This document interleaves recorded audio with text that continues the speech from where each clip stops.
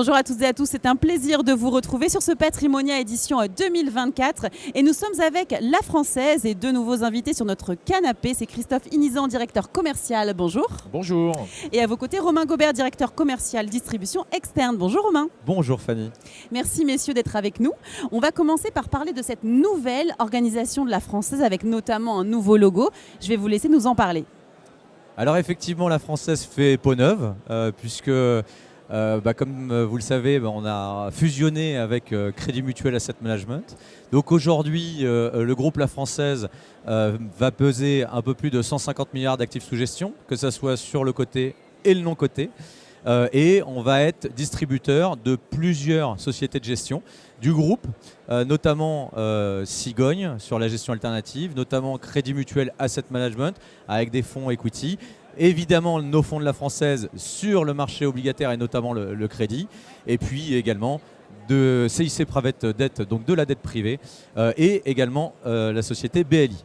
Et je crois que tu veux toucher un petit mot sur non-côté. Sans oublier effectivement Romain le non-côté et en particulier pas que l'immobilier qui est une brique historique du groupe comme vous le savez. Oui. Et donc on consolide ce modèle multi-expertise qui a fait le succès du groupe historiquement et qui va renforcer notre présence auprès notamment des CGP dans les années à venir. Et on voit la bonne ambiance qui règne aussi au sein de cette organisation, ne serait-ce qu'entre confirme. vous. Absolument. Alors Romain, je reviens vers vous. Où est-ce qu'on en est sur le crédit aujourd'hui? On en parle précisément. Et quelles sont les allocations d'actifs crédit qu'il faut avoir selon vous sur cette rentrée avec, on peut le dire aussi, cette incertitude politique? Alors aujourd'hui, le marché du crédit, et notamment sur le début d'année, et d'ailleurs je remercie les partenaires pour la collecte, puisque la collecte a continué notamment sur les fonds à échéance et notre fonds La Française Rendement Global 2028. Oui, le marché du crédit a payé, les spreads de crédit se sont resserrés, les taux évidemment d'intérêt étaient très, très hauts, donc ça a permis aussi plus de performance en tout cas sur les fonds obligataires.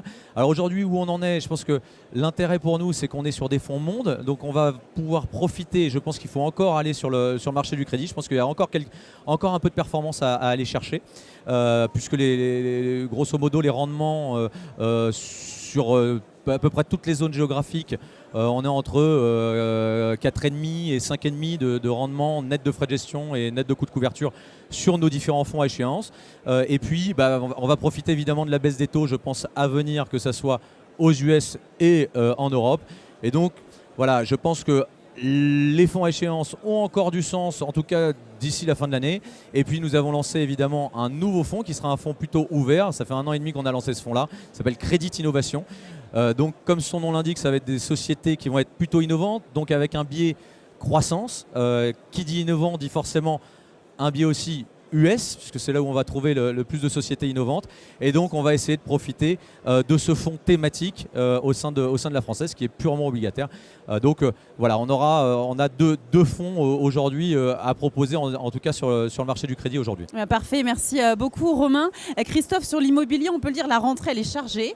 Une année 2023 qui s'est plutôt pas trop mal passée aussi chez vous. Est-ce que 2024 va être similaire, sur la même trajectoire avec vos fonds historiques et le lancement également d'un nouveau produit? Oui, effectivement. Alors juste un petit mot introductif quand même pour remercier les équipes et en particulier mon équipe commerciale qui est composée de Déborah, Claire et Marion, qui a fait un gros travail auprès des partenaires pendant toute l'année, qui a été une année particulière lorsqu'on parle d'immobilier. Romain citait la baisse des taux, donc c'est vrai que 2024 est une année très différente pour l'immobilier au sens où la baisse des taux de la BCE a été amorcée. Ça va très probablement soutenir le comportement de la classe d'actifs qui a été challengé jusqu'à présent, qui l'est encore pour être tout à fait transparent avec vous en cette fin d'année 2024 sur le marché français en particulier. Mais on a des signaux quand même très intéressants de retour d'intérêt sur les marchés européens, en particulier anglais. On voit les volumes d'investissement qui sont en train de repartir, les prix qui repartent. Donc à La Française, pour répondre à votre question, on est toujours présent sur notre gamme historique de SCPI qu'on continue à gérer, qui est challengé, mais sur laquelle il y a un gros effort qui est fait d'asset management. Et puis, effectivement, nous avons une thématique qu'on déploie depuis quelques années, c'est les thématiques d'investissement à travers des SCPI, avec la santé et LF Avenir Santé, qui se comportent très bien, y compris en 2024, puisque nous avons non seulement tenu les valeurs, mais surtout amélioré la performance en termes de distribution.